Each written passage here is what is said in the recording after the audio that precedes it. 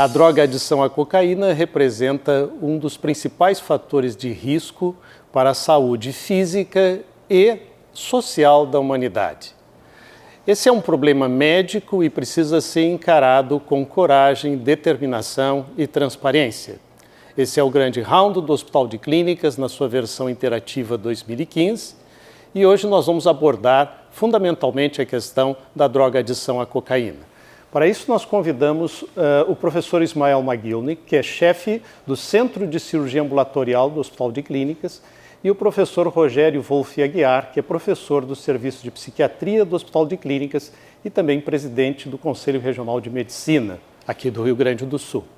Ismael, epidemiologia da cocaína no mundo, importância desse assunto do ponto de vista médico.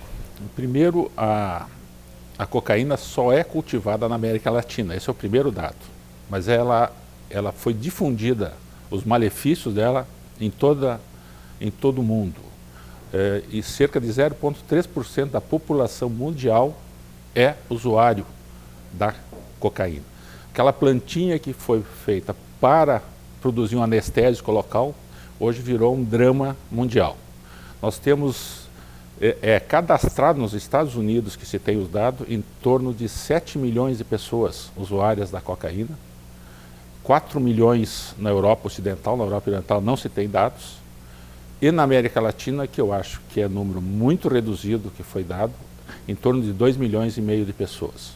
Isso foi antes do evento do crack, que é muito mais barato do que para o usuário da cocaína. A cocaína é uma droga que é democrática, de certa maneira, né? Porque ela atinge todas as camadas sociais e é administrada por diferentes vias. Esse é um fator importante do ponto de vista epidemiológico também. Sim.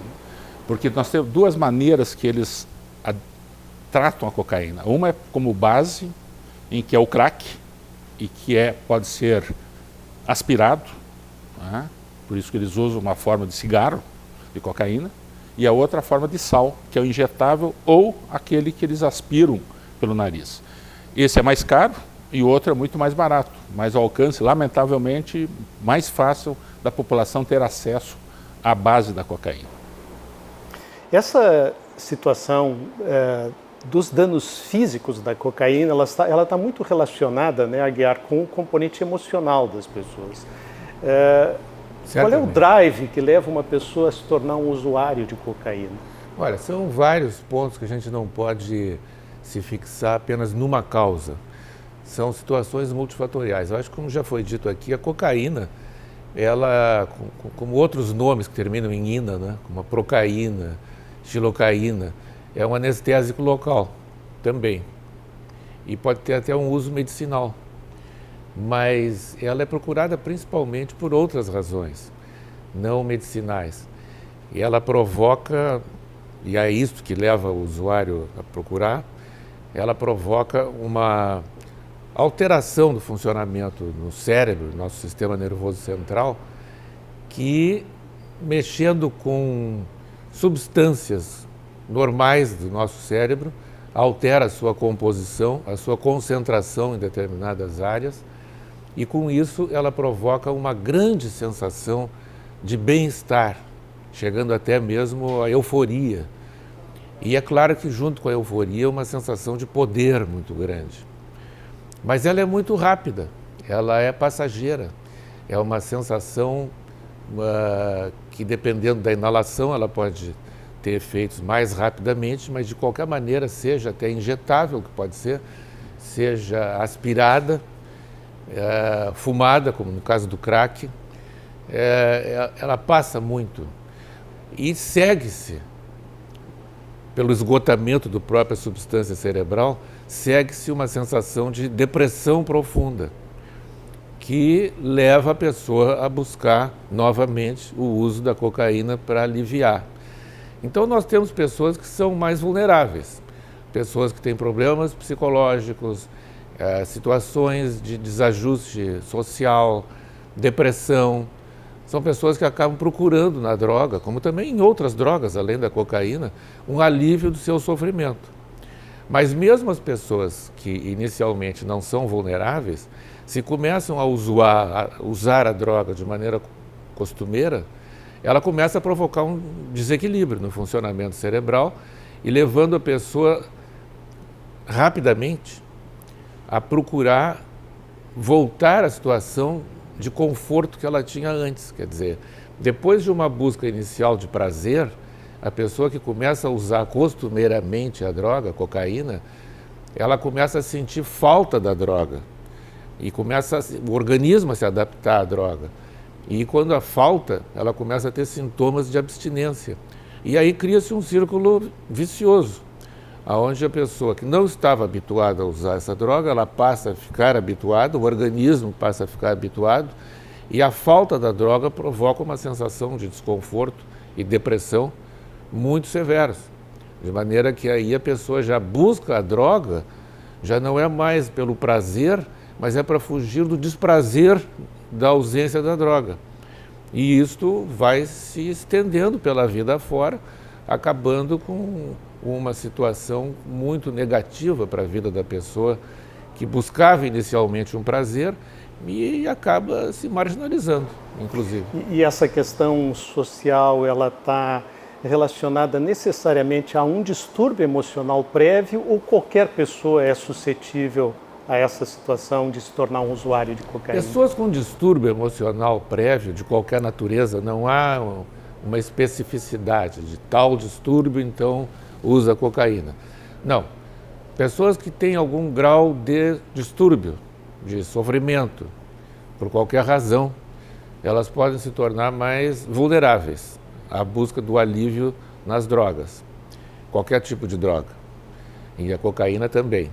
De maneira que não há uma especificidade, são vários distúrbios, mas mesmo as pessoas que não eram vulneráveis, se começam a buscar a droga por questões sociais, por se sentir bem no meio, porque é chique, porque estão dentro de um meio que valoriza o uso da droga, aquilo é visto como algo assim, rebelde, como algo que dá uma certa conotação social. Que torna o jovem mais suscetível. E o jovem mais suscetível para se sentir integrado na sua própria turma.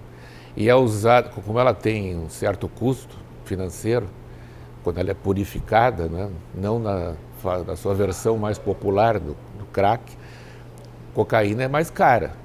De maneira que ela passa a ser usada também por pessoas que frequentam determinadas rodas sociais financeiramente mais abonadas. E isso começa a dar até um status, né? Que a pessoa não usa cachaça, ela usa cocaína. Né? Mas nesse aspecto eu gostaria de voltar um pouquinho para o Ismael para enfatizar, como médico, a questão do dano físico da cocaína. Esse é o dano que a população menos sabe do dano físico. Né? E é importante porque a cocaína, como ela tem um efeito adrenérgico importante, primeiro ela dá taquicardia, dá vasoespasmo. Então esses pacientes com muita frequência, não é uma pouca frequência, eles podem ter danos somáticos importantes também. Então se a gente começar pelo cérebro, fora o aspecto emocional, né, existem relatos importantes de isquemia cerebral, hemorragia cerebral. Se a gente for descendo em termos do sistema respiratório, quem aspira cocaína com frequência faz isquemia da mucosa com necrose, né, da mucosa. Isso pode levar a infecção mais tarde, a perfuração do septo nasal, né, isso ocorre. Quando a droga é aspirada, do ponto de vista do crack, né, isso dá lesão ao velo capilar, importante também no pulmão. Então, existe relato de hemoptise, hemorragia pulmonar, por uso da droga. No coração, a gente tem um dado extremamente interessante e relevante. 1/4 dos pacientes menores de 45 anos que procuram emergência por infarto agudo do miocárdio, nos Estados Unidos, que é o dado que a gente tem, é por uso de cocaína. Né? Então, jovens infartados, em torno de 25%, vamos dizer assim, é por uso de cocaína. O dano é predominantemente vascular. O dano é vasoespasmo, né, e vasoconstrição. Então, ele faz isso no coração, está muito bem descrito isso, do ponto de vista cardiológico, No tubo digestivo existe outra situação que é uma situação muito interessante. Diminui a cocaína, o esvaziamento gástrico, e esses pacientes passam a não ter fome e cada vez usar mais cocaína, eles não precisam comer. Né? E diminui o esvaziamento gástrico e fazem isquemia, fazem úlcera gástrica, jejunais e perfuração do intestino, que é o evento mais frequente no tubo digestivo dos usuários de cocaína. Um outro evento... Todos esses eventos passíveis de correção, tanto no aspecto físico como no aspecto emocional, é importante chamar a atenção das pessoas para isso. Tudo passível de correção ou não? Depende, eu acho que depende do ponto em que a pessoa chegou. Claro que não existe vacina, não existe um tratamento medicamentoso específico para adição à cocaína.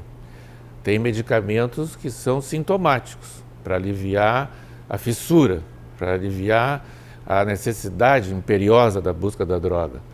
Mas também existe a busca da droga imperiosa, compulsiva, que torna a pessoa muito vulnerável, um escravo da droga. E um escravo também das pessoas que trabalham com a droga. Então, para efeitos de um tratamento, nós não podemos apenas nos basear num efeito farmacológico de alguma droga que possa aliviar o sofrimento, mas muitas vezes é um complexo de ações para que a pessoa se afaste do meio que facilita o uso da droga. Isso muitas vezes só é obtido através do isolamento da pessoa numa fase aguda hospitalar, para poder tratar os efeitos clínicos graves que a droga pode provocar, mas depois de umas semanas de reequilibrar clinicamente a pessoa tem alta da situação médica clínica mais aguda e ela pode voltar ao meio que propiciou o uso da droga. E então é preciso que ela se afaste também. Como esta droga ela propicia aquela sensação de prazer, que eu me referi antes, muito grande, está na memória, e isso é uma coisa que a pessoa tende a procurar de novo, porque ela começa a ver os efeitos devastadores que a droga provocou no seu ambiente familiar, social, perda de emprego, queda na situação social, perda de dinheiro e as dívidas acumuladas e assim por diante. Traz sofrimento, traz angústia, que a pessoa não aguenta. Então, se torna novamente suscetível. Né? Novamente suscetível. Um ciclo vicioso. Então é preciso a pessoa ficar até às vezes uma temporada distante, protegida, e principalmente uma outra coisa que às vezes no tratamento é importante considerar, que haja o acompanhamento, o monitoramento que propicia a pessoa a buscar novas formas de prazer. Prazer sem o uso da droga, socialmente, né, poder conviver com outras pessoas que possam... Usando substitutivos. Substitutivos, né, para poder combater a atração, né, da droga, vamos dizer assim. O Dr. Ismael Magilnik e o Dr. Rogério Aguiar vão permanecer à disposição pelo período de uma semana para responder perguntas, questionamentos, ouvir comentários também, contribuições em relação a como a medicina deve enfrentar o problema da adição à cocaína. Esse é o grande round do Hospital de Clínicas no seu Sistema Interativo 2015. Eu sou James Fleck e, em nome do hospital, agradeço a atenção que vocês deram a esse programa.